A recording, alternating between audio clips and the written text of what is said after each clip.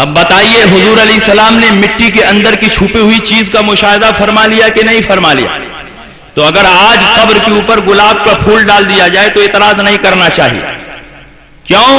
اس لیے کہ اللہ کے نبی نے خود اپنے دستے مقدس سے ایک شاخ کو قبر پر گاڑا اور یہ فرمایا کہ جب تک یہ شاخ ہری بھری رہے گی اللہ کی تسبیح بیان کرے گی، اور جب تک تسبیح بیان کرے گی مردے کو اس کا فائدہ پہنچتا رہے گا. تو علت اللہ کے نبی نے کیا بیان کی؟ لعل اللہ یخفف عذابہما ما لم یبسا. جب تک خشک نہیں ہوگی ہری بھری رہے گی اللہ کی تسبیح بیان کرے گی، اور جب تک تسبیح بیان کرے گی مردے کو اس کا فائدہ پہنچتا رہے گا. تو یہاں علت ہے ہرا بھرا ہونا اور اللہ کی تسبیح بیان کرنا. تو جب تک گلاب کا پھول بھی قبر پر پڑا رہے گا اور ہرا بھرا رہے گا وہ بھی اللہ کی تسبیح بیان کرے گا، اور جب اللہ کی تسبیح بیان کرے گا تو مردوں کو اس کا فائدہ پہنچے. بے شک بے شک، سبحان اللہ سبحان اللہ. اور علتوں کی بنیاد پر فقہائے کرام استدلال فرماتے ہیں. مثال کے طور پر نبی کریم صلی اللہ علیہ وسلم نے دودھ پیا اور اس کے بعد کلی کی اور فرمایا کہ اس میں چکناہٹ ہوتی ہے اس لیے میں نے کلی کی. عن انس ان النبي صلى الله عليه وسلم شرب لبنا ومزمز وقال ان له دسما. حضور علیہ السلام نے دودھ پیا اور اس کے بعد کلی کی اور اس کے بعد مسجد میں تشریف لے گئے اور فرمایا اس لیے کلی کی کہ اس میں چکناہٹ ہوتی ہے. تو کلی کرنے کی علت اللہ کے نبی نے بیان کی کہ اس میں چکناہٹ ہوتی ہے اس لیے میں نے کلی کی. اسی چکناہٹ کی علت کی بنیاد پر ہم نے بہت سارے احکام کو سمجھ لیا کہ اگر لسی پیو تو کلی کر کے مسجد میں جاؤ کیونکہ اس میں بھی چکناہٹ ہوتی ہے. بریانی کھاؤ کلی کر کے مسجد میں جاؤ اس میں بھی چکناہٹ ہوتی ہے.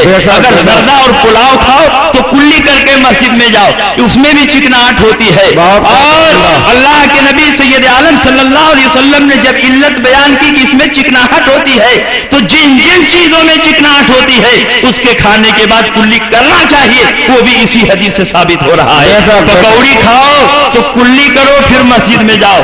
اب کوئی بیوقوف کھڑا ہو جائے اور کہے کہ آپ حدیث میں دکھائیے کہ پکوڑی کہاں ہے، بریانی کہاں ہے، پلاؤ کہاں ہے، زردہ کہاں ہے. ان چیزوں کے کھانے کے بعد کلی کرنا چاہیے. نبی نے تو دودھ پینے کے بعد کلی کی تھی اور آپ کریں پکوڑی کھانے کے بعد بھی کلی کرنا چاہیے اور زردہ کھانے کے بعد بھی کلی کرنا چاہیے.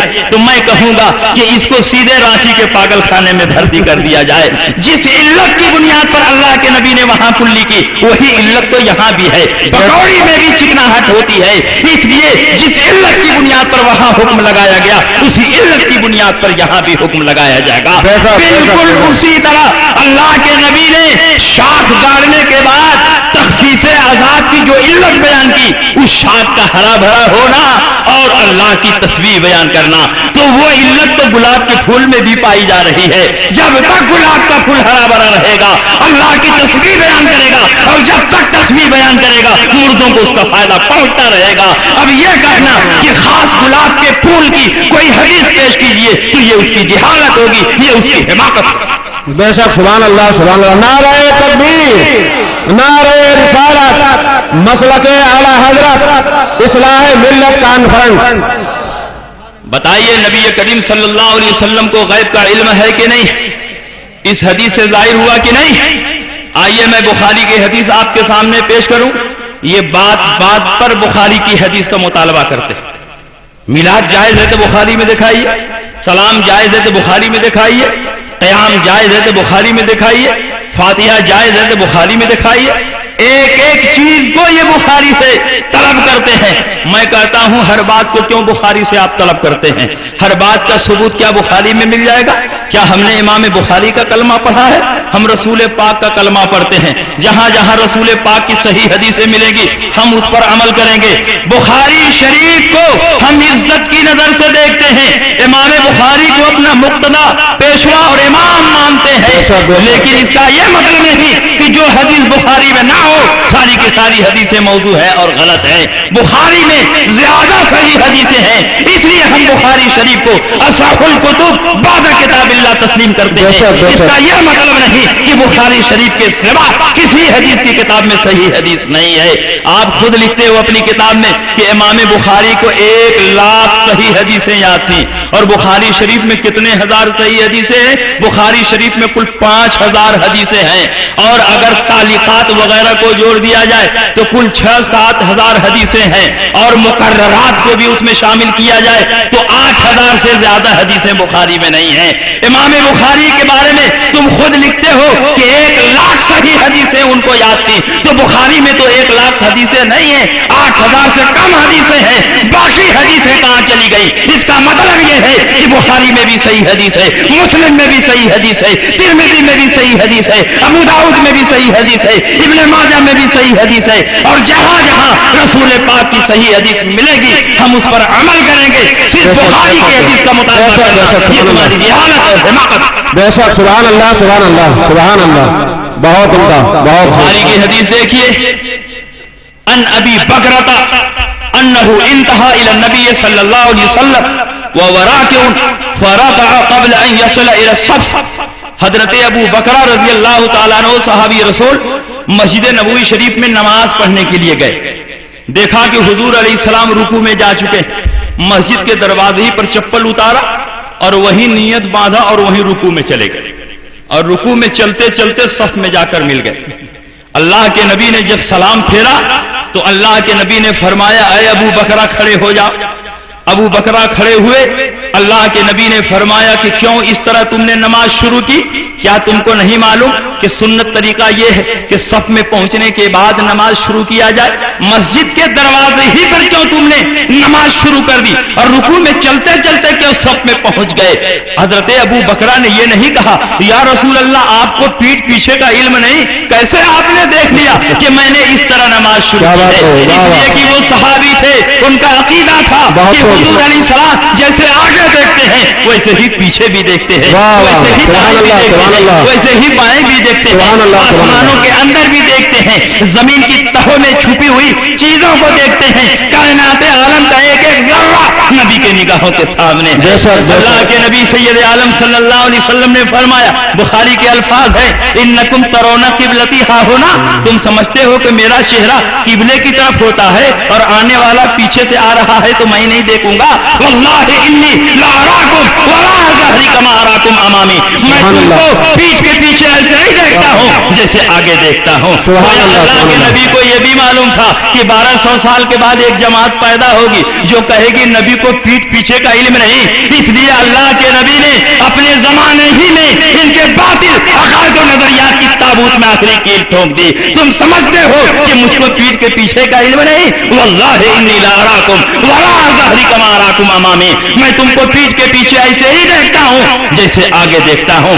اما لا یخفی علی رکوعکم ولا خشوعکم، تمہارا رکوع بھی مجھ سے چھپا نہیں اور تمہارا خشوع بھی مجھ سے چھپا ہوا نہیں۔ واللہ انی لا ارا حوض الان من مقامی ھذا، میں یہیں پر کھڑے کھڑے اپنے حوض کوثر کو دیکھ رہا ہوں۔ سبحان اللہ سبحان اللہ سبحان اللہ۔ میدان محشر میں قائم کیا جائے گا، قیامت میں قائم کیا جائے گا، لیکن نبی مدینے میں ہے فرما رہے ہیں یہیں سے کھڑے کھڑے اپنے حوض کوثر کو دیکھ رہا ہوں۔ تم نبی کے بارے میں یہ عقیدہ رکھتے ہو کہ نبی کو پیٹھ پیچھے کا علم نہیں، پیٹھ پیچھے کیا چیز ہے؟ نبی کائنات عالم کا ذرہ ذرہ مشاہدہ فرما رہے ہیں۔ نبی کی شان یہ ہے قبرستان سے گزرتے ہیں مردوں کے حالات کو جان لیتے ہیں۔ نبی کی شان یہ ہے مکے میں ہے مدینے کے حالات دیکھ رہے ہیں۔ نبی کی شان یہ ہے کہ مدینے میں ہے جنگ روم کا مشاہدہ کر رہے ہیں کہ جعفر نے جھنڈا لیا شہید ہو گئے، عبداللہ ابن رواحہ نے جھنڈا لیا شہید ہو گئے، زید نے جھنڈا لیا شہید ہو گئے۔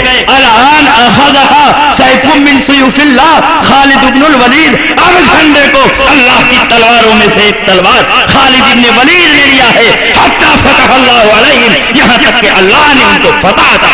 بے شک، سبحان اللہ سبحان اللہ سبحان اللہ، بہت عمدہ، واہ واہ واہ۔ نبی کی شان یہ ہے کہ زمین پر ہیں اور آسمان پر چلنے والی مخلوق کو دیکھ رہے ہیں اور آسمان سے گزر رہے ہیں، زمین پر چلنے والے انسانوں کے دلوں کو پڑھ رہے ہیں۔ اسی کو اعلیٰ حضرت نے فرمایا، سر عرش پر ہے تیرا گزر، دل فرش پر ہے تیری نظر، ملکوت ملک میں کوئی شے نہیں وہ جو تجھ پہ آیا نہیں، خدا خدا کا یہی ہے در، نہیں اور کوئی مفر مقر جو وہاں سے ہو، یہی آتے ہو جو یہاں نہیں تو وہاں۔ سبحان اللہ، نعرہ تکبیر، نعرہ رسالت، مسلک اعلیٰ حضرت اصلاح ملت کانفرنس۔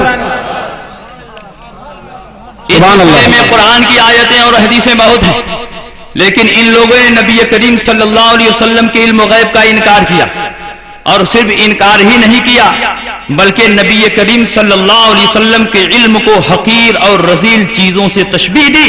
آپ حفظ الایمان اٹھائیے، آپ کا رواں رواں اس کی عبارت سے کانپنے لگے گا۔ جس انداز کی عبارتیں حفظ الایمان میں ذکر کی گئی ہیں، یقیناً اس سے نبی کی شان میں گستاخی ہوتی ہے، توہین ہوتی ہے، اور ساری دنیا کے مسلمانوں کا اس بات پر اجماع اور اتفاق ہے۔ وقد اجمع المسلمون على ان شاتمه صلی اللہ علیہ وسلم کافر فمن شک فی کفرہ وعذابہ کفر۔ پوری دنیا کے مسلمانوں کا اس بات پر اجماع اور اتفاق ہے کہ جس نے نبی کو گالی دی وہ کافر ہو گیا، اور ایسا کافر ہوا کہ جو اس کے کفر میں اور عذاب میں شک کرے وہ بھی کافر۔ بے شک بے شک، بہت عمدہ۔ آپ نے حاضر و ناظر کے مسئلے کو چھیڑ دیا ہے۔ علم غیب کی بہت ساری حدیثیں تو حاضر و ناظر کے مسئلے کو واضح کرتی ہیں۔ آپ نے اپنی تقریر میں جن واقعات کو بیان کیا کہ حضور علیہ السلام غار ثور میں صدیق اکبر کے ساتھ تشریف لے گئے، حاضر ہوئے کا مطلب پہلے سے حاضر نہیں تھے۔ معراج کی رات حضور علیہ السلام براق پر تشریف فرما ہو کر بیت المقدس میں تشریف لے گئے، انبیاء کی امامت فرمائی، حاضر ہوئے، اس کا مطلب پہلے سے بیت المقدس میں حاضر نہیں تھے۔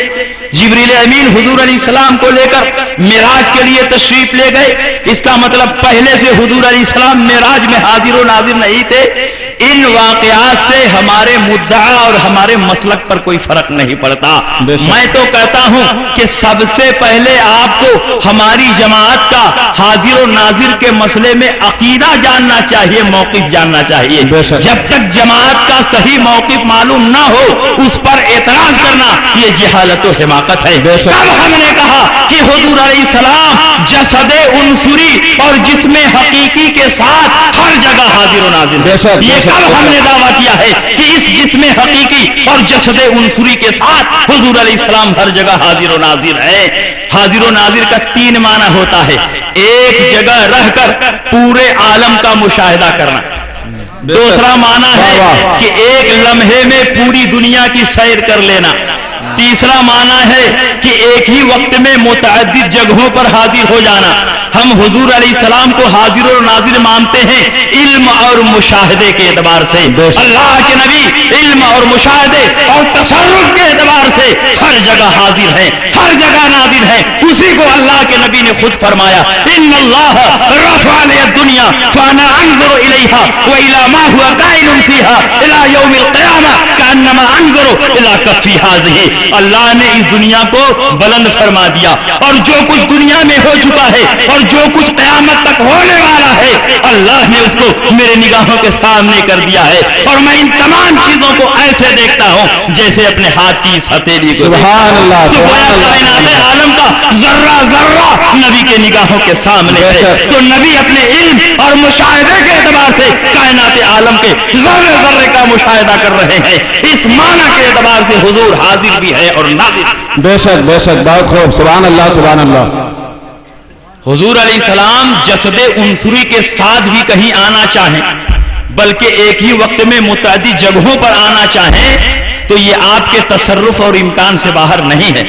علامہ ابن حجر مکی نے یہ تحریر فرمایا کہ ایک وقت میں 70,000 جگہوں پر حضور علیہ السلام حاضر ہو سکتے ہیں۔ علامہ جلال الدین سیوطی نے شرح الصدور میں فرمایا، اوزن للانبیاء ان یخرجوا من قبورہم ویتصرفوا فی العالم العالمی والسفلی۔ اللہ رب العزت نے انبیاء کو یہ اختیار دیا ہے کہ وہ اپنی قبروں سے نکل جائیں، تشریف لائیں، اور عالم بالا اور عالم سفلی میں یعنی زمین و آسمان میں جو چاہیں وہ تصرف کریں. انبیاء کو یہ اختیار ملا ہے کہ اپنے قبروں سے نکل جائیں اور عالم میں جو چاہیں وہ تصرف کریں.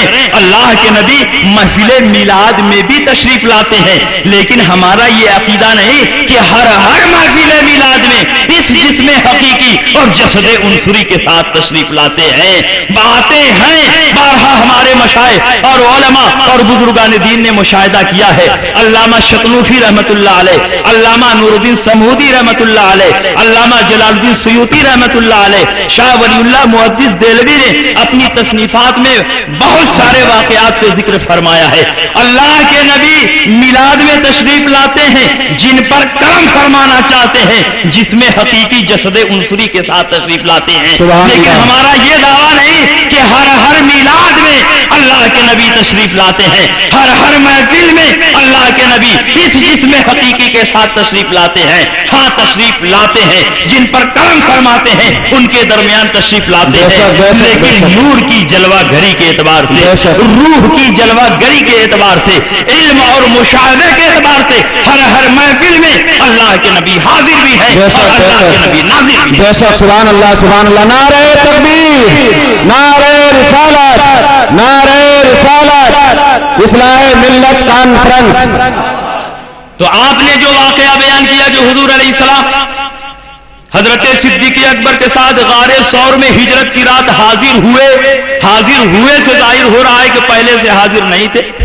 تو حاضر ہوئے اس جسم حقیقی اور جسد عنصری کے ساتھ، اور پہلے سے علم اور مشاہدے کے اعتبار سے حاضر تھے. تو دونوں باتوں میں کیا تعارض ہے؟ مسجد اقصیٰ میں اس جسم حقیقی اور جسد عنصری کے ساتھ حاضر ہوئے اور تمام انبیاء کی امامت فرمائی، اور اس سے پہلے علم اور مشاہدے کے اعتبار سے حاضر تھے. تو ان دونوں باتوں میں کیا تعارض اور ٹکراؤ ہے؟ تو جہاں جہاں اللہ کے نبی کے حاضر ہونے کی روایتیں ہیں وہاں مانا ہے اس جسم حقیقی اور جسد عنصری کے ساتھ حاضر ہوئے، یعنی اس جسم حقیقی اور جسد عنصری کے ساتھ پہلے سے وہاں حاضر نہیں تھے. مثلا کسی کے یہاں دعوت میں تشریف لے گئے، حاضر ہوئے تو اس جسم حقیقی جسد عنصری کے ساتھ حاضر ہوئے. اس جسم کے اعتبار سے پہلے سے حاضر نہیں تھے، لیکن علم کے اعتبار سے، مشاہدے کے اعتبار سے، تصرف کے اعتبار سے اللہ کے نبی ہر جگہ حاضر بھی ہے اور اللہ کے نبی ہر چیز کو نازل بھی. بے شک سبحان اللہ سبحان اللہ. بہت اس لیے سب سے پہلے علماء اہل سنت کا عقیدہ معلوم کرنا چاہیے کہ حاضر و ناظر کے سلسلے میں ہمارا عقیدہ کیا ہے. ہم نے کہیں یہ کتابوں میں نہیں لکھا، نہ ہمارے علماء نے لکھا، نہ ہمارے مشائخ نے لکھا کہ حضور علیہ السلام جسد عنصری اور جسم حقیقی کے ساتھ ہر محفل میں حاضر ہیں اور ناظر ہیں. علم، مشاہدے، تصرف کے اعتبار سے اللہ کے نبی ہر جگہ حاضر ہیں اور ہر جگہ ناظر ہیں. اور الحمدللہ یہ عقیدہ اتنا مضبوط ہے کہ دنیا کے سارے وہابی مل جائیں تو اس کے خلاف ایک روایت بھی پیش کرنے سبحان اللہ سبحان اللہ سبحان اللہ. بہت خوب. واہ واہ واہ واہ واہ. اللہ رب العزت نے قرآن عظیم میں ذکر فرمایا، یا ایھا النبی انا ارسلناک شاہدا ومبشرا ونذیرا. اے نبی بے شک ہم نے آپ کو شاہد اور مبشر و نذیر بنا کر بھیجا. یہاں شاہد کا معنی حاضر بھی لیا جا سکتا ہے اور گواہ بھی لیا جا سکتا ہے. اگر حاضر لیا جائے تو بھی ہمارا مدعا ثابت اور گواہ لیا جائے تو بھی ہمارا مدعا ثابت. اگر نبی حاضر ہیں اور اللہ نے آنکھ دیا ہے تو ناظر بھی ہیں، تو حاضر اور ناظر ہونا ثابت ہوا. اور اگر گواہ کے معنی میں لیا جائے تو حضور علیہ السلام کو اللہ نے گواہ بنا کر اس دنیا میں بھیجا، اور گواہ وہی ہوتا ہے جو موقع پر حاضر ہو اور اس واقعے کا ناظر ہو. صرف حاضر ہو ناظر نہ ہو گواہ نہیں ہو سکتا. اس لیے حاضر بھی ہونا چاہیے اور واقعے کا ناظر بھی ہونا چاہیے. اللہ نے نبی کو گواہ بنا کر بھیجا، اس کا مطلب یہ ہوا کہ اللہ نے نبی کو حاضر و ناظر بنا کر بھیجا. اسی قرآن میں ہے وَكَيْفَ إِذَا جِئْنَا مِنْ كُلِّ أُمَّةٍ بِشَهِيدٍ وَجِئْنَا بِكَ عَلَى هَؤُلَاءِ شَهِيدًا. کیا حال ہوگا اس وقت جب ہم ہر امت سے ایک گواہ لائیں گے اور اے نبی آپ کو ان سب پر گواہ بنا کر پیش کریں گے. اور اللہ فرماتا ہے وَكَذَلِكَ جَعَلْنَاكُمْ أُمَّةً وَسَطًا لِتَكُونُوا شُهَدَاءَ عَلَى النَّاسِ وَيَكُونَ الرَّسُولُ عَلَيْكُمْ شَهِيدًا. اور بات یوں ہی ہے کہ ہم نے تم لوگوں کو افضل ترین امت بنایا اور تم کو لوگوں پر گواہ بنایا اور تم سب پر اپنے نبی کو گواہ بنا دیا. گواہ کون ہوتا ہے؟ جو حاضر بھی ہو اور ناظر بھی ہو. ان آیتوں میں ایک خاص واقعے کی طرف اشارہ کیا گیا ہے جس کو تفسیر کی کتابوں میں درج کیا گیا ہے کہ جب میدان محشر میں اللہ رب العزت انبیاء سابقین کی امتوں سے مواخذہ فرمائے گا تو انبیاء سابقین کی امتیں کہیں گی کہ پروردگار عالم آپ کے نبیوں نے آپ کا پیغام ہم تک پہنچایا ہی نہیں، اس لیے ہم نے نافرمانی کی اور کوتاہی کی.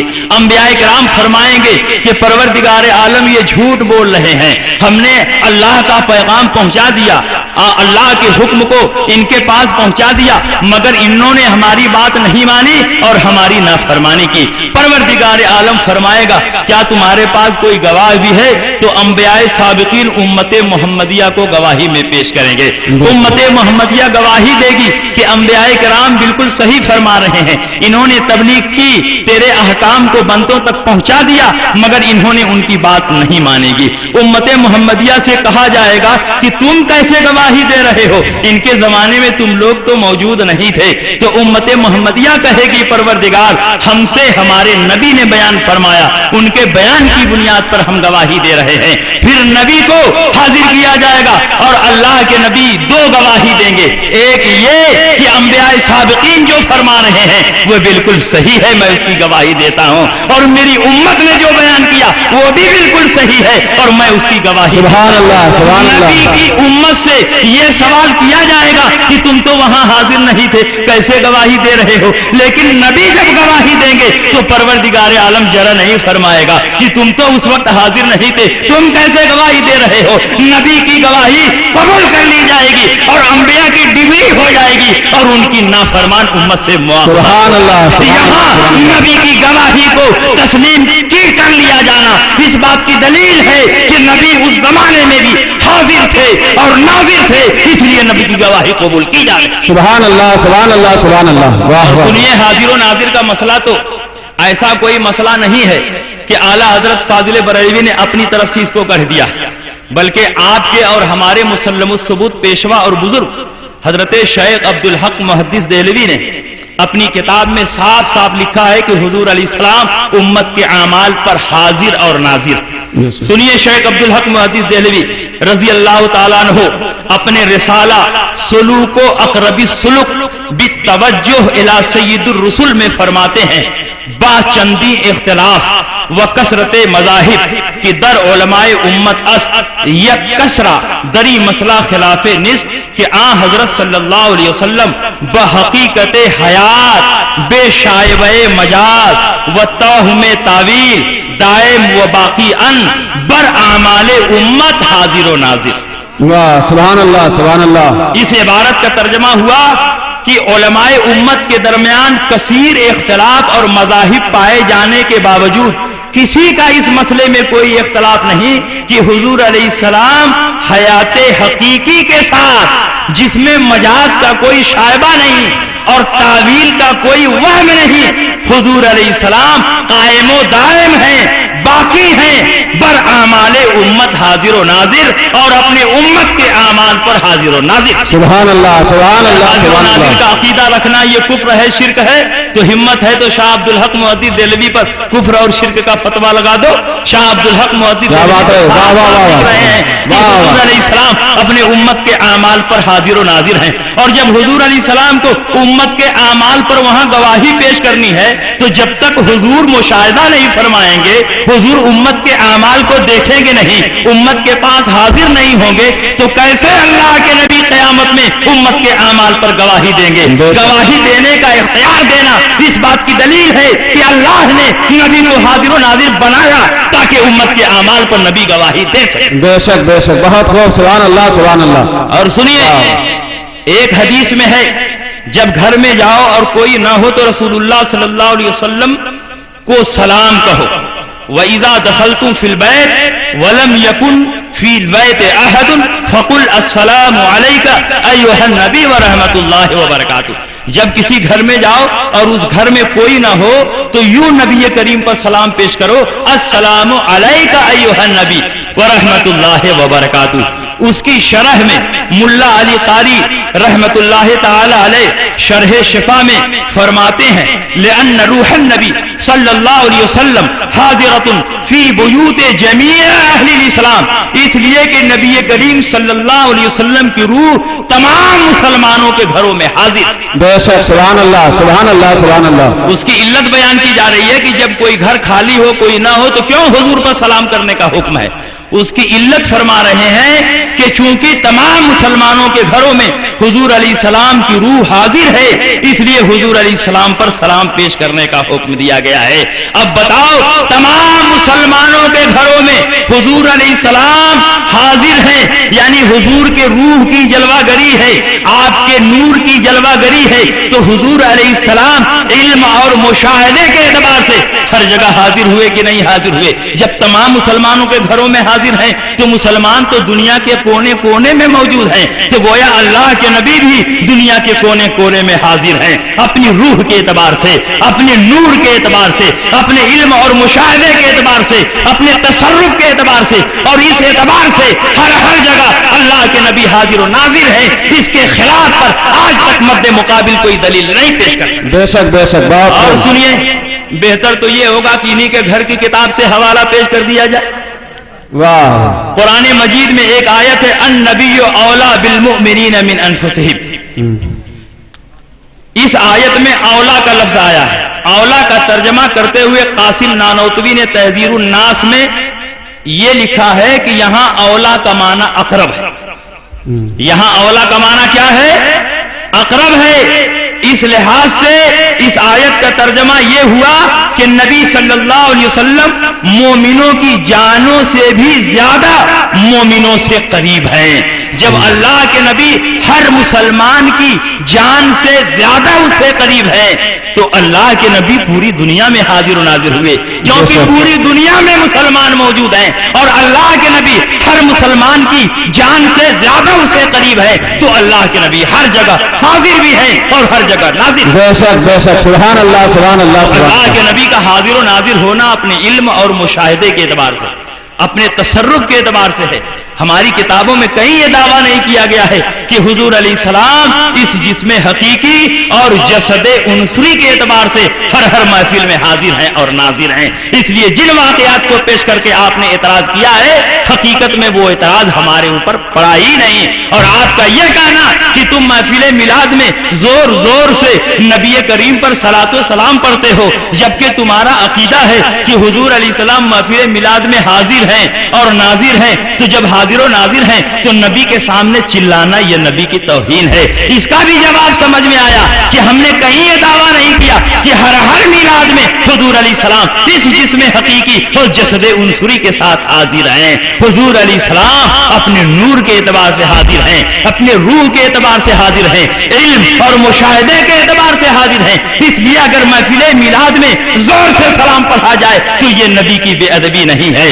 ہاں یہ ضرور ہے کہ جب روضہ اقدس پر حاضری دی جائے وہاں اللہ کے نبی اس جسم حقیقی اور جسد عنصری کے ساتھ حاضر ہیں، تو آہستہ سلام پیش کیا جائے. یہی ہمارے فقہا نے فرمایا، یہی ہمارے مشائخ نے فرمایا کہ جب نبی کی بارگاہ میں حاضری دو، نبی کی قبر پر حاضری دو تو آہستہ سلام پیش کرو، کیونکہ اللہ کے نبی اس جسم حقیقی کے ساتھ وہاں حاضر ہیں. اگر وہاں چلا چلا کر سلام پڑھو گے تو نبی کی آواز پر آواز بلند کرنا ہوگا. اور اللہ فرماتا ہے لا ترفعوا اصواتکم فوق صوت النبی، نبی کی آواز پر اپنی آواز کو بلند نہ کریں. بہت خوب. سبحان اللہ سبحان اللہ. نعرہ تکبیر، نعرہ رسالت، نعرہ رسالت. مسلک اعلی حضرت، مسلک اعلی حضرت اصلاح ملت کانفرنس. تو وہاں کے لیے حکم یہ ہے کہ آہستہ دبی آواز میں نبی کی خدمت میں صلاۃ و سلام پیش کرو.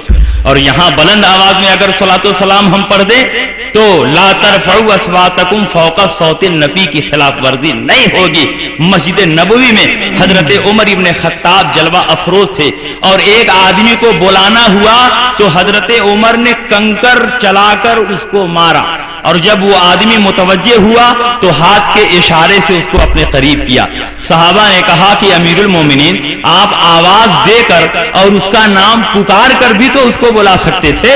تو حضرت عمر ابن خطاب نے جلال کے عالم میں فرمایا کہ تم کیسی بات کر رہے ہو, یہاں حضور علیہ السلام آرام فرما ہے اور یہاں میں اپنی آواز کو بلند کروں, یہ تو نبی کی بے ادبی ہے. اس لیے میں نے کنکر مار کر اس آدمی کو متوجہ کیا اور انگلی کے اشارے سے اس کو قریب کیا. پتا چلا جب نبی کے پاس رہو, گنبد خضرا کے قریب رہو, قبر اطہر کے پاس رہو تو پست آواز میں نبی پر صلاۃ و سلام پیش کرو, اور جب ہندوستان کے میلاد میں درود و سلام پڑھو تو بلند آواز سے بھی پڑھ لیا تو کوئی حرج نہیں, کیونکہ یہ صد عنصری اور جس میں حقیقی کے ساتھ حضور علیہ السلام ہر ہر محفل میں حاضر ہیں, یہ ہمارا دعویٰ نہیں.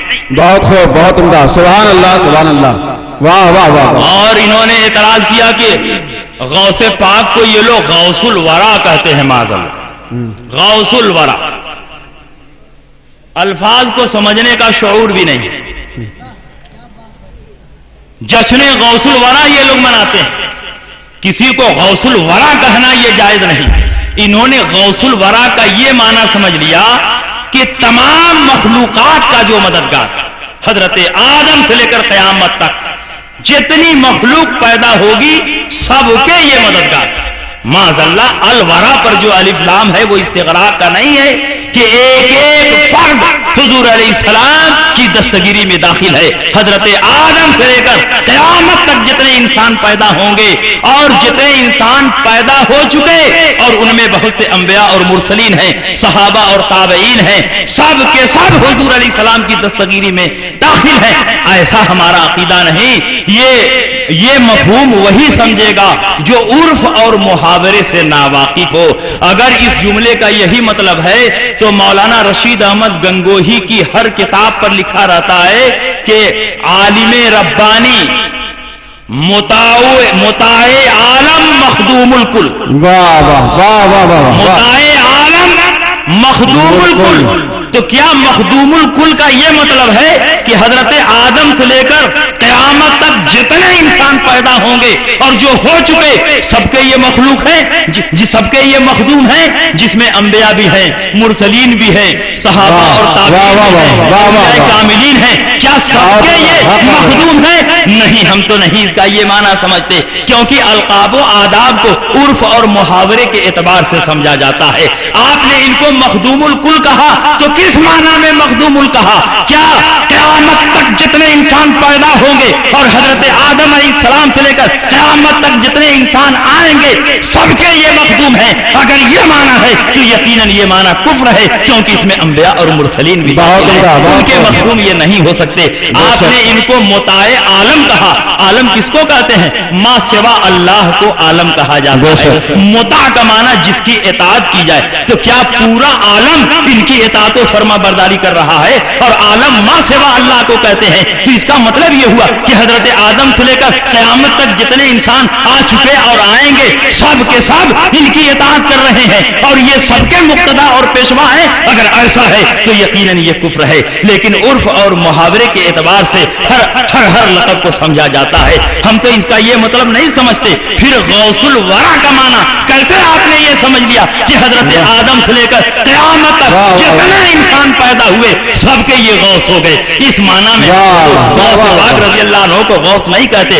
ہاں, غوث پاک اپنے زمانے میں اور اس کے بعد جو انسان پیدا ہو رہے ہیں ان کی دستگیری فرماتے ہیں. پکارنے والا اگر کہیں سے پکارے تو اللہ نے آپ کو یہ طاقت اور قدرت عطا فرمائی ہے کہ آپ اس کی دستگیری فرماتے ہیں اور فرما سکتے ہیں.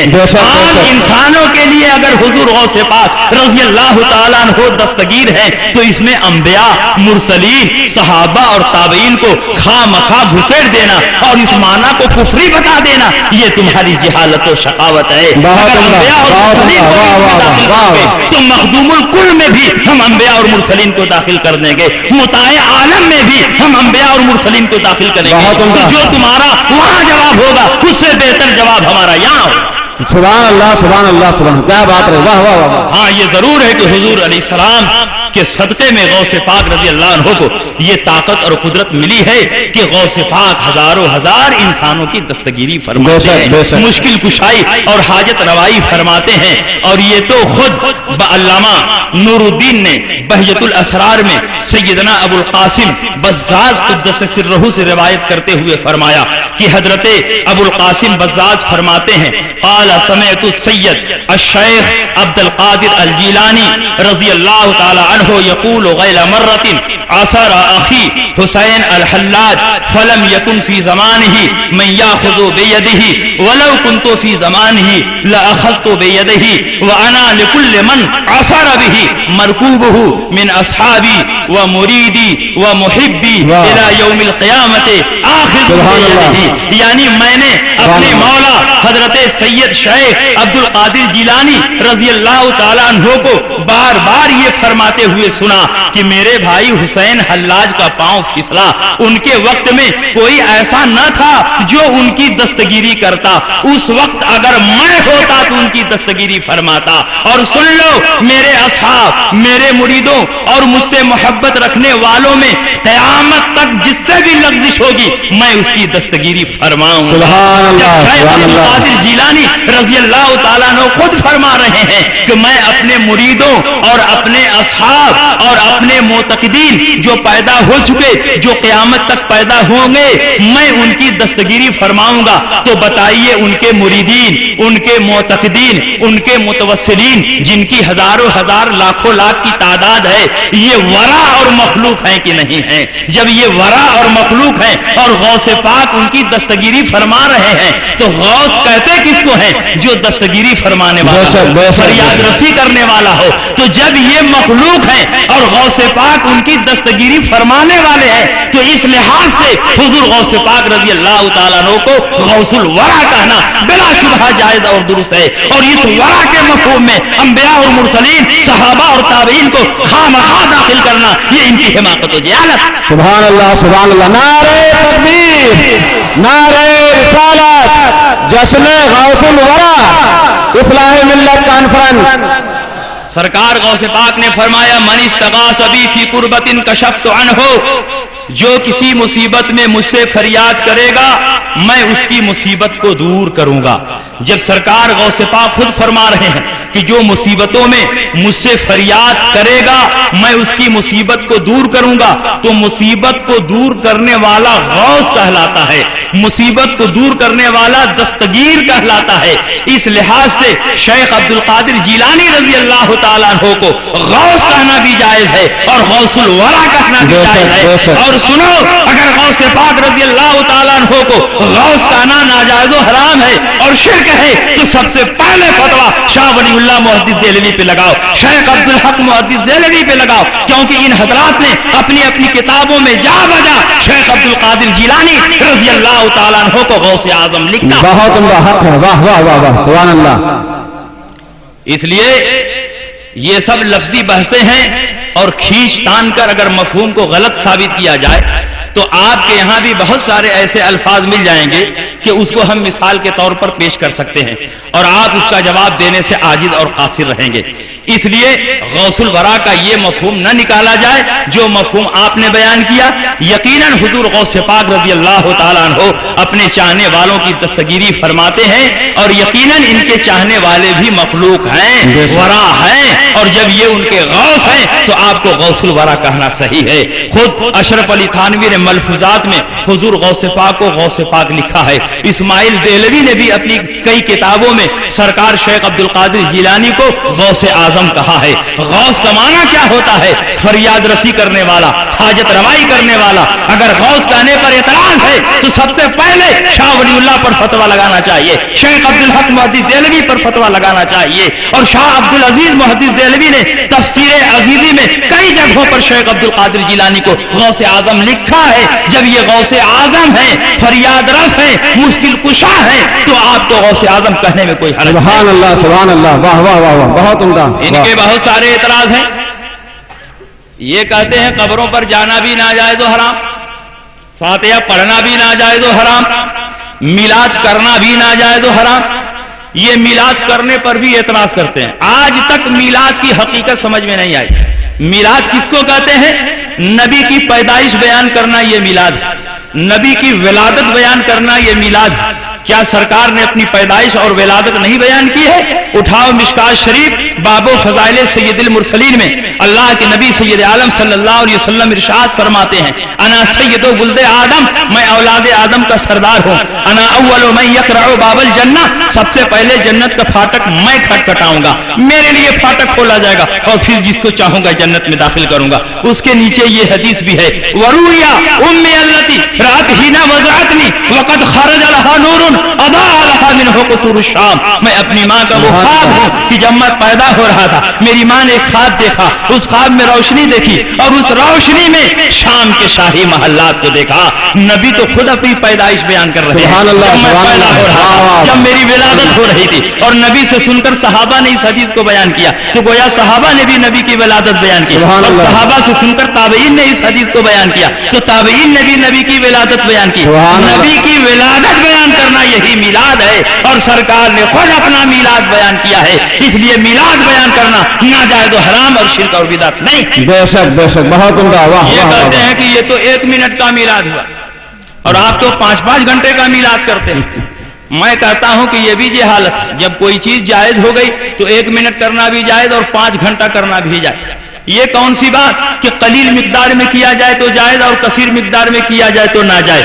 شراب نجس ہے، ناپاک ہے، 1 قطرہ بھی حرام، 1 لوٹا بھی حرام۔ دودھ پاک ہے، حلال ہے، 1 قطرہ بھی پاک ہے، 1 لوٹا بھی پاک ہے، حلال ہے۔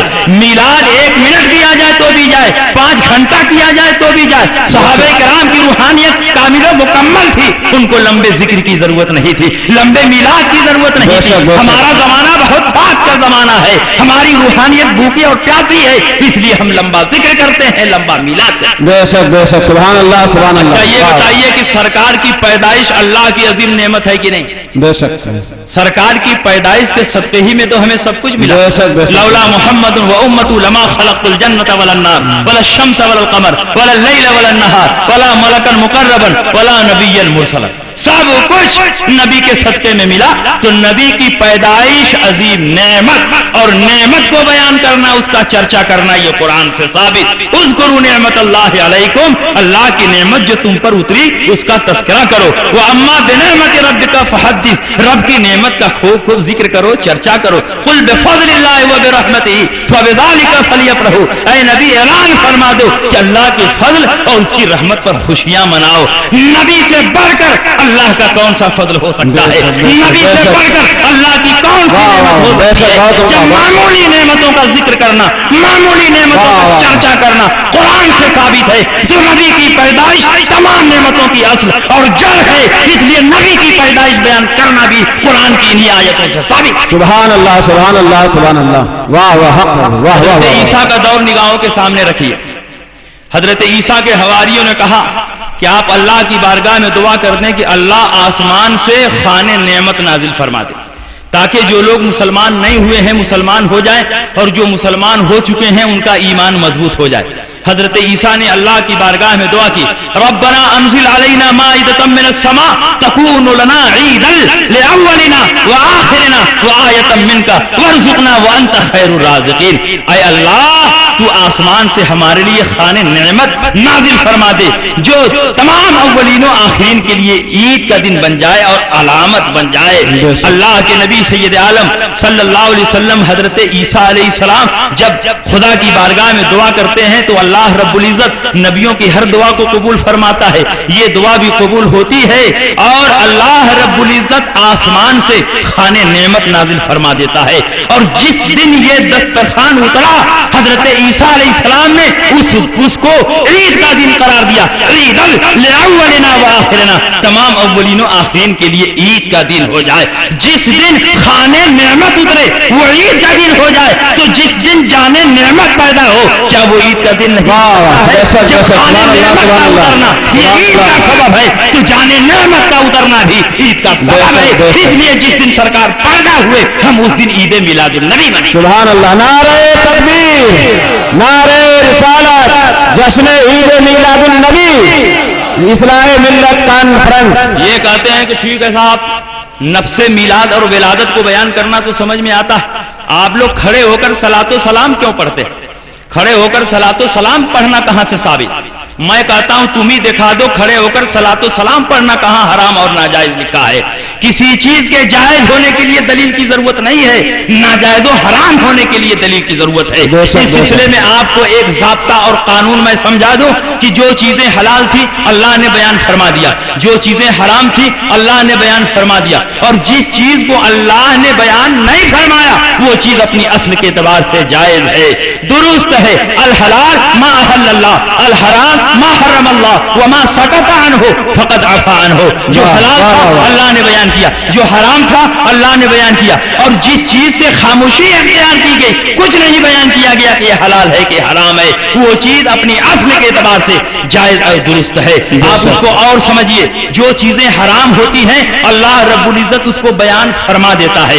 مثلا جن عورتوں سے شادی حرام تھی اللہ نے تفصیل کے ساتھ اس کو بیان فرما دیا، حرمت علیکم امہاتکم و بناتکم و اخواتکم و عماتکم و خالاتکم و بنات الاخ و بنات الاخت و امہاتکم اللاتی ارضانکم و اخواتکم من الرضاعۃ و امہات نسائکم و ربائبکم اللاتی فی حجورکم من نسائکم اللاتی دخلتم بہن فإن لم تكونوا دخلتم بہن فلا جناح علیکم وحلائل ابنائکم الذین من اصلابکم وان تجمعوا بین الاختین الا ما قد سلف ان اللہ کان غفورا۔ سبحان اللہ سبحان اللہ سبحان اللہ سبحان اللہ۔ یہاں چوتھا پارہ ختم ہو گیا اور پانچواں پارہ شروع ہوتا ہے، والمحصنات من النساء الا ما ملکت ایمانکم کتاب اللہ علیکم واحل لکم ما وراء ذلک۔ یہ تک میں لانا چاہتا تھا، تمہاری مائیں تم پر حرام، تمہاری بیٹیاں تم پر حرام، تمہاری بہنیں تم پر حرام، تمہاری بھانجیاں تم پر حرام، تمہاری بھتیجیاں تم پر حرام، جس عورت نے دودھ پلایا وہ حرام، تمہاری رضائی بہن تم پر حرام، تمہارے بیٹے کی بیوی حرام، تمہاری ساس تم پر حرام، دو بہنوں کو ایک ساتھ نکاح میں لانا حرام۔ جو عورتیں حرام تھیں اللہ نے ان کو بیان فرما دیا، اور جو حلال تھی اللہ نے ان کو بیان نہیں فرمایا، صرف اتنا فرمایا وَأُحِلَّ لَكُم مَّا وَرَاءَ ذَلِكَ، ان کے سوا جو عورتیں ہیں وہ تمہارے حلال ہیں۔ تو پتا چلا جو حرام ہوگا اس کو بیان کیا جائے گا، اور جو حلال ہوگا اس کو بیان کرنے کی ضرورت نہیں، کیونکہ حرام کے سوا جو چیزیں ہیں وہ حلال ہیں۔ جو جانور حرام تھے اللہ نے بیان کیا وَأُحِلَّتْ لَكُم بَهِيمَةُ الْأَنْعَامِ إِلَّا مَا يُتْلَىٰ عَلَيْكُمْ، کہ تمہارے لیے بے زبان جانور حلال کیے گئے، الا ما یتلا علیکم، لیکن جن کی تلاوت کی جا رہی ہے وہ تمہارے اوپر حرام ہے۔ پتا چلا جو حرام ہوگا اس کی تلاوت کر دی جائے گی، جو حرام ہوگا اس کو بیان کر دیا جائے گا۔ اب تم کہتے ہو کہ میلاد حرام ہے، تو اب تم دکھاؤ قرآن اور حدیث میں کہاں لکھا گیا ہے کہ قرآن حرام ہے؟ تم کہتے ہو کھڑے ہو کر صلاۃ و سلام پڑھنا ناجائز و حرام ہے، تو تم دکھاؤ قرآن و حدیث میں کھڑے ہو کر صلاۃ و سلام پڑھنا ناجائز و حرام ہے، تو تم ہی دکھاؤ کہ کہاں قرآن و حدیث میں لکھا ہے کہ فاتحہ کرنا ناجائز و حرام ہے۔ قیامت تک سارے وہابی مل جائیں تو میں ایک آیت پیش بے شک آپ کو سبحان اللہ، واہ واہ واہ واہ، حق ہے اللہ اکبر یا رسول اللہ۔ اور جس چیز کو اللہ و رسول نے حرام نہیں فرمایا اس کو حرام کہنا یہ شریعت پر افطرا ہے اور شریعت پر ذاتی ہے۔ ہم حلال کہتے ہیں تو ہم کو دلیل دینے کی کوئی ضرورت نہیں، اس لیے کہ دلیل دینا اس کی ذمہ داری ہے جو حرام ہونے کا دعویٰ کرتا ہے۔ دلیل حرمت کی چاہیے، حلت کی نہیں، کیونکہ دلیل حرمت کا نہ ہونا یہی حلت کی دلیل ہے، اور ہماری نظر میں میلاد فاتحہ قیام پر کوئی دلیل حرمت موجود نہیں، اس لیے یہ چیزیں اپنی اصل کے اعتبار سے جائز اور درست ہیں، اور حلت پر دلیل کا مطالبہ کرنا یہ قرآن فہمی کے اصولوں سے ناواقفیت کی دلیل۔ بے شک بے شک، واہ واہ واہ واہ، حق۔ لیکن چلیے ہم ہی دلیل دے دیتے ہیں، نہیں تو یہ کہیں گے کہ ان کے پاس کوئی دلیل نہیں۔ ان کی تینوں کیسی سن لیا، نہ کہیں قرآن ہے نہ کہیں حدیث ہے، بس یہ ناجائز ہے، وہ حرام ہے، یہ شرک ہے، وہ بدعت ہے، قرون ثلاثہ میں نہیں تھا۔ ارے قرون ثلاثہ میں تو دارالعلوم دیوبند بھی نہیں تھا، قرون ثلاثہ میں تو بخاری بھی نہیں تھی، مسلم بھی نہیں تھی، تیسری صدی ہجری کے بعد بخاری شریف لکھی گئی ہے۔ قرون ثلاثہ میں پختہ مسجدیں کہاں بنی تھی؟ محراب اور مینارے کے ساتھ، اور مسجدوں پر مینارہ بنانا یہ بھی تو قرون ثلاثہ میں نہیں تھا، اما پارا بھی قرون ثلاثہ میں نہیں تھا۔ یہ سن قرآن بھی قرون ثلاثہ میں نہیں تھا اور قاعدہ بغدادی بھی قرون ثلاثہ میں کتابیں نہیں تھی، ششماہی سالانہ امتحان نہیں ہو رہا تھا، ختم بخاری کا پروگرام نہیں ہوتا تھا، سالہ نہیں ہوتا تھا، دستار بندی نہیں ہوتی تھی، رسیدیں نہیں چھپتی تھی، گلی گلی گھوم کر چندہ نہیں ہوتا تھا، تبلیغی نصاب نہیں لکھی گئی تھی، گلی گلی گھوم کر کوئی تقویت الایمان اور تبلیغی نصاب نہیں پڑتا تھا، یہ ساری چیزیں بھی تو قرون ثلاثہ میں نہیں تھی، تو کیوں نہیں ان چیزوں کو ناجائز و حرام بدعت قرار دیتے ہو؟ تم خود ہزاروں بدعتیں کر رہے ہو تو سب جائز ہے، اب نبی کی محبت میں میلاد نبی کی محبت میں صلاۃ و سلام پڑھتے ہیں تو تم کہتے ہو ناجائز ہے، مردوں کو فائدہ پہنچانے کے لیے اصالے سلام کرتے ہیں تو تم کہتے ہو ناجائز و حرام۔ بہت عمدہ، واہ واہ واہ، بہت خوب، بہت اچھا۔ تو آئیے ہم ہی حدیث پیش کر دیں، نہیں تو یہ کہیں گے کہ ان کے پاس کوئی حدیث نہیں ہے۔ کھڑے ہو کر صلاۃ و سلام پڑھنا حدیث سے ثابت اور قرآن سے بھی ثابت۔ قرآن میں اللہ نے فرمایا یا ایھا الذین آمنوا صلوا علیہ وسلموا تسلیما، اے ایمان والو نبی پر درود پڑھو، نبی پر سلام پڑھو۔ اللہ نے درود اور سلام پڑھنے کا حکم دیا، کوئی خاص طریقہ بھی بیان کیا کہ کھڑے ہو کر پڑھو کہ بیٹھ کر پڑھو، حکم کو مطلق رکھا، اس میں کوئی کنڈیشن ذکر نہیں کی، کوئی خاص طریقہ نہیں ذکر کیا۔ اور جب اللہ نے کوئی مخصوص قید نہیں لگائی تو جس طرح تم سے ہو سکے نبی پر درود پڑھو، نبی پر سلام پڑھو، آیت کے مطلق ہونے کا فائدہ ظاہر ہو رہا ہے کہ جب اللہ نے کوئی قید نہیں ذکر کی تو تم کون ہوتے ہو قید ذکر کرنے والے کہ کھڑے ہو کر صلاۃ و سلام نہ پڑھو؟ اگر کھڑے ہو کر صلاۃ و سلام پڑھنا ناجائز ہوتا تو اللہ ذکر فرما دیتا نبی پر درود پڑھو، نبی پر سلام پڑھو، مگر کھڑے ہو کر نہ پڑھنا۔ اللہ نے کہیں نہیں بیان کیا کہ کھڑے ہو کر نہ پڑھنا، حکم کو مطلق رکھا۔ اس کا مطلب اللہ صرف یہ چاہتا ہے کہ نبی پر درود ہو، نبی پر سلام ہو، جس طرح تم سے ہو سکے نبی پر درود پڑھو، نبی پر بے شک بے شک بے شک، بہت سبحان اللہ سبحان اللہ۔ اور اگر اللہ نے کھڑے ہونے سے منع نہیں کیا تو کم سے کم نبی ہی کو منع کر دینا چاہیے، لیکن نبی بھی یہاں نہیں منع فرما رہے۔ اس کو ایک مثال کے ذریعے سمجھو، اللہ نے فرمایا کلوا واشربوا، کھاؤ اور پیو، یہ بھی قرآن میں ہے، کھڑے ہو کر کھاؤ کہ بیٹھ کر کھاؤ، قرآن میں اس کا کہیں ذکر نہیں۔ اس حکم میں کوئی قید نہیں لگی ہے کہ کھڑے ہو کر کھاؤ کہ بیٹھ کر کھاؤ، یہاں بھی حکم کو مطلق اللہ نے رکھا ہے، لیکن نبی نے اس حکم مطلق کو مقید فرما دیا۔ اللہ نے کہا کھاؤ، نبی نے کہا بیٹھ کر، اللہ نے فرمایا پیو، نبی نے فرمایا بیٹھ کر۔ اب قانون دونوں کو ملا کر کے بنے گا، کھاؤ بیٹھ جاؤ، پیو بیٹھ جاؤ۔ یہاں اللہ فرماتا ہے نبی پر درود پڑھو، نبی پر سلام پڑھو، یہاں نبی بھی نہیں فرما رہے ہیں بیٹھ کر۔ اس کا مطلب یہ ہے سبحان اللہ سبحان اللہ، واہ واہ واہ واہ، سبحان اللہ سبحان اللہ۔ اور چلیے وہ حدیث بھی پیش کر دیں، وہ حدیث ہم پیش کر رہے ہیں، بہت سارے دیوبندی کو تو معلوم ہی نہیں ہوگا، وہ حدیث آج ہم بتا رہے ہیں تو ان کو معلوم ہو جائے گا۔ بخاری اور مسلم اور صحیح ستہ میں یہ حدیث ہے، اللہ کے نبی نے فرمایا کہ جب تم طواف کرتے ہو تو الگ الگ رکن پر الگ الگ دعائیں پڑھو۔ رکن شامی کے پاس جاؤ تو یہ دعا پڑھو، رکن یمانی کے پاس جاؤ تو یہ دعا پڑھو، حجر اسود کے پاس جاؤ تو یہ دعا پڑھو، میزاب رحمت کے پاس جاؤ تو یہ دعا پڑھو۔ جب تم میزاب رحمت کے پاس طواف کرتے ہوئے جاؤ گے تو کون سی دعا پڑھو گے؟ اللہ کے نبی فرماتے ہیں، بخاری کے الفاظ ہیں، اللہم اظلنی تحت ظل عرشک یوم لا ظل الا ظلک ولا باقی الا وجہک واسقنی من حوض نبیک محمد صلی اللہ تعالی علیہ وسلم شربتا ہنیئتا لا اظمأ بعدها ابدا۔ اے اللہ اس دن سایہ عطا فرما جس دن کوئی سایہ نہ ہوگا سوائے تیرے عرش کے، کوئی ذات زندہ نہیں بچے گی سوائے تیری ذات کے، اور اپنے نبی محمد صلی اللہ علیہ وسلم کے حوض کوثر سے ایک ایسا عطا فرما دے کہ ایک مرتبہ پی لینے کے بعد کبھی پیاس نہ لگے۔ اس حدیث میں کیا لکھا ہے؟ واسقنی من حوض نبیک محمد صلی اللہ تعالی علیہ وسلم۔ یہ صلی اللہ تعالی علیہ وسلم کیا ہے؟ صلی اللہ تعالی علیہ وسلم کیا ہے؟ ان وہابیوں دیوبندیوں سے پوچھو کہ صلی اللہ تعالی علیہ وسلم کا کیا مطلب ہوتا ہے۔ جب حدیث کے مطابق کوئی دعا پڑھے گا اور اس دعا میں صلی اللہ علیہ وسلم بھی ہے تو کیا دنیا کا کوئی مسلمان صلی اللہ علیہ وسلم کو نکال کر پڑھے گا کہ جتنا حدیث میں ہے پورا پڑھے گا؟ اور حدیث میں صلی اللہ علیہ وسلم بھی ہے، اور طواف کرنے والا کھڑے ہو کر طواف کرتا ہے، جب میزاب رحمت کے پاس کھڑے ہو کر یہ حدیث پڑھے گا اور اس حدیث میں صلی اللہ علیہ وسلم بھی ہے، تو صلی اللہ علیہ وسلم کیا ہے؟ عربی زبان میں نبی پر درود ہے، نبی پر سلام ہے۔ جب خانہ خدا میں کھڑے ہو کر عربی زبان میں نبی پر درود و سلام پڑھنا جائز ہے، تو ہندوستان میں بھی کھڑے ہو کر نبی پر نعرے تکبیر، نعرے رسالت، اصلاح ملت کانفرنس،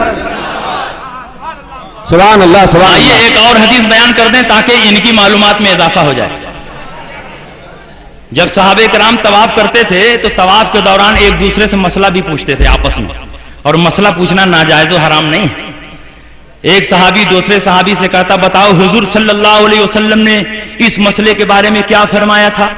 تو دوسرا صحابی جواب دیتا حضور صلی اللہ علیہ وسلم نے یہ فرمایا تھا۔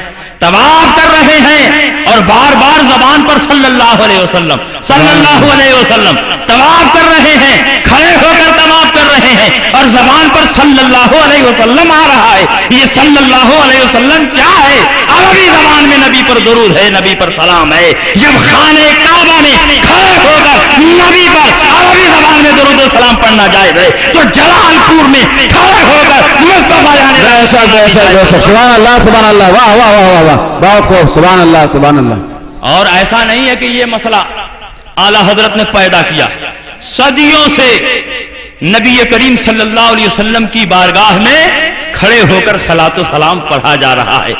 ذکر ولادت کے وقت کھڑا ہو جانا یہ قیام تعظیمی کہلاتا ہے، اور بڑے بڑے ائمہ کرام سے یہ ثابت ہے اور صدیوں سے یہ سلسلہ چلا رہا ہے۔ بے شک اور بے یہ شک۔ نادان سمجھتے ہیں کہ حضور علیہ السلام کی اسی وقت پیدائش ہوتی ہے۔ ارے ہم نے کب کہا کہ حضور کی پیدائش ہو رہی ہے؟ اور ہم نے کب کہا کہ اسی وقت حضور علیہ السلام اس جسم حقیقی کے ساتھ حاضر ہوتے ہیں؟ ہاں حاضر ہوتے ہیں، بہت سی محفلوں میں آپ کا مشاہدہ کیا گیا ہے، لیکن یہ دعویٰ نہیں کہ ہر میلاد اور ہر محفل میں حضور علیہ السلام حاضر ہوتے ہیں جسم حقیقی کے ساتھ۔ جن پر کرم فرمانا چاہتے ہیں حاضر ہو جاتے ہیں۔ یہ حضور کے تصرف اور حضور کے امکان سے باہر نہیں ہے، جب چاہیں تشریف لائیں۔ ہمارا یہ دعویٰ نہیں کہ ہر میلاد میں جسم حقیقی اور جسد عنصری کے ساتھ حضور علیہ السلام موجود ہوتے ہیں۔ ہم کیوں کھڑے ہوتے ہیں؟ ذکر ولادت کی تعظیم میں کھڑے ہوتے ہیں، اور ذکر ولادت کی تعظیم ایسے ہی ہمارے اوپر لازم ہے جیسے نبی کی ذات کی تعظیم ہمارے اوپر لازم ہے۔ بے شک بے شک بے شک، سبحان اللہ سبحان اللہ۔ آئیے بہت سارے ائمہ کرام کی عبارتیں ہم آپ کے سامنے پیش کر دیں تاکہ بات بلا دلیل نہ رہ جائے۔ علامہ برہان الدین حلوی انسان العیون میں فرماتے ہیں قد وجد القیام عند ذکر اسمہ صلی اللہ علیہ وسلم من عالم الامہ ومقتدى الائمہ دینا وورعا تقی الدین رحمت اللہ تعالی علیہ وتابعہ علی ذلک مشایخ الاسلام فی عصری۔ نبی کریم صلی اللہ علیہ وسلم کے نام پاک کے ذکر کے وقت امت کے ایک بڑے عالم اور امت کے ایک بڑے مقتدا جو دین اور ورع میں امام ہیں جن کا نام تقی الدین سبکی ہے، وہ قیام فرماتے تھے، اور اس زمانے کے تمام مشائخ نے ان کی پیروی کی ہے اور ان کی موافقت کی ہے۔ اور آگے جواز کا فیصلہ کرتے ہوئے تحریر فرماتے ہیں وَقَفَا ذَلِكَ فِي الْاِقْتِدَاءِ، اور ان کی پیروی کے لیے اتنا کافی ہے کہ امام تقی الدین سبکی رضی اللہ تعالیٰ عنہ نے ذکر ولادت کے وقت قیام کیا ہے۔ جب اتنے بڑے امام قیام فرما رہے ہیں تو اب کسی اور دلیل کی ضرورت نہیں، ان کی اقتداء اور پیروی ہمارے اوپر کافی ہے۔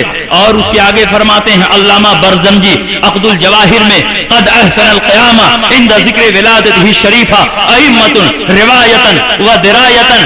علامہ برزنجی فرماتے ہیں کہ قیام کو ذکر ولادت شریفہ کے وقت ائمہ کرام نے مستحسن جانا ہے۔ اور علامہ عثمان ابن حسن اپنے رسالہ اثبات القیام میں فرماتے ہیں القیام عند ذکر ولادت سید المرسلین صلی اللہ علیہ وسلم امر لا شک فی استحبابہ و استحسانہ و ندوبہ یحصل لفاعلہ من الثواب الاوفر والخیر الاکبر لانہ تعظیم۔ ذکر ولادت سید عالم صلی اللہ علیہ وسلم کے وقت قیام کرنا ایک ایسا کام ہے جس کے مستحب، مستحسن اور مندوب ہونے میں کوئی شک نہیں ہے، اور ایسا کرنے والے کو بہت زیادہ ثواب ملتا ہے اور خیر کثیر ملتا ہے۔ لأنہ تعظیم، کیونکہ اس میں نبی کی تعظیم ہے، اور اللہ نے قرآن میں جگہ جگہ نبی کی تعظیم کا حکم دیا ہے۔ پھر اس کے بعد بہت سے دلائل نقل فرمانے کے بعد لکھتے ہیں فاستفید من مجموع ما ذکرنا استحباب القیام له صلی اللہ علیہ وسلم عند ذکر ولادته لما فی ذلك من التعظیم له صلی اللہ علیہ وسلم لا يقال القیام عند ذکر ولادت سید المرسلین صلی اللہ علیہ وسلم بدعۃ لاننا نقول ليس كل بدعۃ مذمومہ. حضرت امام عثمان ابن حسن دمیاطی رحمۃ اللہ علیہ فرماتے ہیں کہ ان تمام دلائل کے مجموعے سے یہ ظاہر ہو گیا کہ ذکر ولادت سید عالم صلی اللہ علیہ وسلم کے وقت قیام کرنا مستحب ہے کیونکہ اس میں رسول پاک کی تعظیم ہے. اور آپ فرماتے ہیں یہ نہ کہا جائے کہ ذکر ولادت کے وقت قیام کرنا بدعت ہے. ہم جواب میں کہیں گے کہ ہر بدعت بری نہیں ہوتی ہے. حضرت امام ولی الدین ابو زرع عراقی سے پوچھا گیا کہ میلاد مستحب ہے یا مکروہ اور اس سلسلے میں کوئی روایت وارد ہوئی ہے یا نہیں، تو انہوں نے جواب میں فرمایا الولیمۃ واطعام الطعام مستحب کل وقت فکیف اذا ضم الى ذلك السرور بظهور نور النبوۃ فی هذا الشهر الشریف ولا يلزم من كونه بدعۃ مکروہۃ فکم من بدعۃ مستحبۃ بل واجبۃ. سبحان اللہ سبحان اللہ. عراقی سے پوچھا گیا کہ میلاد مستحب ہے یا مکروہ، اس سلسلے میں کوئی روایت وارد ہوئی ہے یا نہیں، تو انہوں نے جواب میں فرمایا کہ ولیمہ کرنا اور کھانا کھلانا ہر وقت مستحب ہے. تو اگر اسی کے ساتھ حضور کی پیدائش کی خوشی بھی شامل ہو جائے اس مبارک مہینے میں تو اس کے سرور کا عالم کیا ہوگا اور خوشیوں کا عالم کیا ہوگا. اور اس کے بدعت ہونے سے یہ لازم نہیں آتا کہ یہ مکروہ ہے. فکم من بدعت مستحبۃ بل واجبۃ، کیونکہ بہت سی بدعتیں مستحب ہوتی ہیں بلکہ واجب. بے شک.